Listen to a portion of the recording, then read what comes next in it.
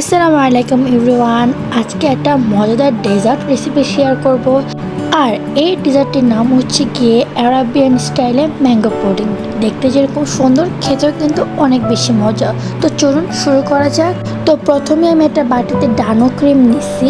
আমি এই কোম্পানির ডানো ক্রিম ইউজ করছি, প্রায় 2টা ক্যান লাগছে আমার। এরপর এখানে আমি কিছু কনডেন্স মিল্ক ইউজ করবো, পুরো হাফ ক্যান। আর কোন জিনিস আমার কতটুকু লাগতেছে আমি আমার ডিসক্রিপশন বক্সে দিয়ে রাখবো। এরপর এখানে আমি কিছুটা ভ্যানিলা এসেন্স ইউজ করছি। তারপর ভালো মতো আমি ফাটিয়ে নিব, ক্রিমটাকে সুন্দরভাবে স্মুথ করে নিব। এরপর এটাকে আমি নর্মাল ফ্রিজে প্রায় 2 ঘন্টার মতো রাখবো। যদি আপনার হাতে সময় না থাকে আপনার ডিপ ফ্রিজে 20 মিনিটের মতো রাখতে পারেন। আর এই ম্যাঙ্গো পুডিংটা এত বেশি মজা হয়। আসলে এরকম টাইপের আরেকটা ডেজার্ট আছে, ওটা হচ্ছে গিয়ে ম্যাঙ্গো ডেলাইট নামে পরিচিত। আসলে 2টা রেসিপি একদমই ভিন্ন, খেতেও আলাদা, কিন্তু দুটোটা খেতে অসম্ভব মজা হয়। আর এই অ্যারাবিয়ান ম্যাঙ্গো পুডিংটা একদমই খুব অল্প উপকরণ দিয়ে রেডি করা হয়। তো এই তো কথা বলতে বলতে ভালো মতো মিক্স করা হয়ে গেছে। এখন এটাকে আমি প্রায় 2 ঘন্টার জন্য নর্মাল ফ্রিজে রাখবো। এরপর অন্য একটা বাটিতে আমি 1/4 কাপ দুধ নিয়ে নেব, লিকুইড দুধ। এরপর এই দুধের সাথে আমি কাস্টার্ড পাউডারটা ইউজ করব। আমি এই কোম্পানির কাস্টার্ড পাউডার নিছি। এই কাস্টার্ড পাউডারটা কী যে মজা হয়, মানে এই কোম্পানির, আমি সবসময় কাস্টার্ড পাউডার এই কোম্পানির ইউজ করি। আর দুধ আর কাস্টার্ড পাউডার ভালো মতো মিশিয়ে নিব। এরপর ভালো মতো মেশানো হয়ে গেলে আমি একটি হাঁড়িতে প্রায় 1 লিটার দুধ জাল করে নিব। যখন এরকম সাইডে বাবল ওঠা শুরু করবে, আগে থাকা মিক্সিং কাস্টার্ড পাউডারের মিক্সারটা দিয়ে দেবো দুধের ভিতরে এবং অনবরত নাড়তে থাকবো।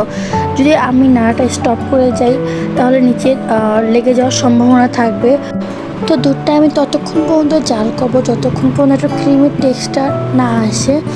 তো এই তো আমার মন মতো হয়ে গেছে। এখন আমি একটা হাঁড়িতে পানি নিয়ে একটু ঠান্ডা করে নিচ্ছি। আর অন্যদিকে আমি আমরুপালি নিয়েছি ডেজার্টের জন্য। এটিকে আমি সুন্দর করে ছোটো ছোটো করে কিউব করে কেটে নিয়েছি আর অল্প একটু পিউরি করে নিয়েছি। মানে 1 কাপের মতো পিউরি করছি আর বাদ বাকিগুলো সুন্দর করে ছোটো ছোটো করে টুকরা করে নিয়েছি। এরপর এখানে আমার লাগবে পাউরুটি। আর আমার পাউরুটি প্রায় 24 থেকে 25 পিসের মতো লাগছে। আসলে আমি যে পাত্রটাকে সেট করবো সেই অনুযায়ী আমার পাউরুটি লাগছে। এখন পাউরুটির সাইডেরগুলো আমি একটু কাট করে নিব। আর এই কাট যেগুলো করব সেগুলো আমাকে ওয়েস্ট যাবে না, ওগুলো আমি পরে সুন্দর করে ডিম দিয়ে একটু ভেজে নিব। চাইলে আপনারা এগুলো ব্রেড গ্রাম হিসেবেও এটাকে ইউজ করতে পারেন, সুন্দর ব্রেড গ্রাম হয় কিন্তু এগুলো দিয়ে। তো এই তো আমার পাউরুটি প্রায় কাট করা শেষ। আমি অলরেডি আমার যে পাত্রে আমি ডেজার্টটা রেডি করবো সে পাত্রে আমি অলরেডি 1 লেয়ার পাউরুটি বসাই দিছি। এখন বাদ বাকি কাজগুলো করব এখন। তো আমার যে দুধটা আমি ঠান্ডা করতে দিয়েছিলাম, যখন হালকা কুসুম গরম থাকবে ওই পর্যায়ে আমি পিউরিগুলো দুধের ভিতরে দিয়ে ভালো মতো এটাকে মিশিয়ে নিব। চাইলে এটা আপনারা নাও দিতে পারেন, বাট আমি আমের বেশি ফ্লেভার পছন্দ করে এই জন্য এটা দিয়েছি। আর এটা দিলে আমের ফ্লেভারটা পুরো ভালো মতো আসে। আর ওইদিকে আমার ক্রিমটা আমি বের করে নিয়েছি। দেখেন কি সুন্দর ক্রিমি ক্রিমি হয়েছে। এই ক্রিমটার জন্য এই পুডিংটা বেশি মজা লাগে। তো পাউরুটির লেয়ারের পর এখানে আমি দুধের লেয়ারটা দিব প্রথমে। তো দুধের লেয়ারটা এভাবে দিব যেন পাউরুটিগুলো সম্পূর্ণ ভিজে যায়। এরপর এটার ভিতরে আমি ক্রিমটা দিব সুন্দরভাবে, সব জায়গায় ক্রিমটা বাইটে পড়ে সেরকমভাবেই দিব। তো ক্রিমটা দেওয়ার পর স্প্যাচুলা দিয়ে একটু স্প্রেড করে নেব। এরপর আমের টুকরোগুলো সুন্দরভাবে উপরে দিয়ে দিব যেন সবগুলো বাইটে যেন আমের টুকরোগুলো মুখে পড়ে। এমন বিশ্বাস করেন যখন একটা বাইট দেবেন আপনারা, যখন আমের টুকরোগুলো মুখে পড়বে কী যে খেতে মজা লাগে। আমের টুকরোগুলো দেওয়ার পর এখন আবার সেকেন্ড লেয়ার পাউরুটিগুলো সুন্দরভাবে বিছিয়ে দিব। আর এই ডেজার্টটা রেডি করতে একদমই কম সময় লাগে। আপনারা যদি বাসায় ট্রাই করেন অবশ্যই কিন্তু আমাকে কমেন্ট করে জানাবেন যে ডেজার্টটা খেতে কেমন হয়েছে।